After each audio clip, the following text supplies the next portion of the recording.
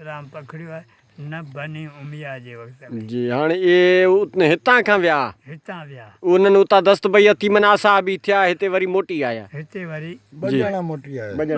मोटी आया जी इहो आहे तफ़सीर ज़ियाइल ईमान जी हिन ते सुफ़ा नंबर दहली में मुनाज़रो थियो हिंदू मुस्लमान जो जी उन में उन तारीख़ में लिखियो आहे त 500 हिंदू उन वक़्तु मुस्लमान थिया जी महबूबन जी 500 घर या 500 जी अहिड़े नमूने सां त उन वक़्तु इस्लाम